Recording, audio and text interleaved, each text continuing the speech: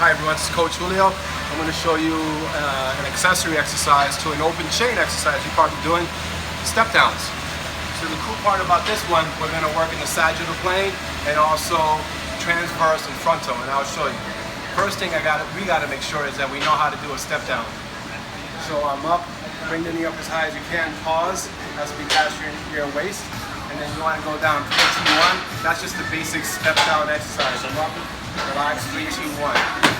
Part 2, we can add a body weight. I'm up, pause, exhale, turn, and I'm down, 3, 2, 1. I'm up, pause, my shoulders are relaxed, exhale, 3, 2, 1, and I'm down. The level 3 is on the sagittal plane and frontal, so it's above, here's the letter Y. I step up, pause, pull to the base of my neck, and I'm down, 3, 2, 1. I'm up, pause, 3, 2, 1. That's pretty much it. Enjoy.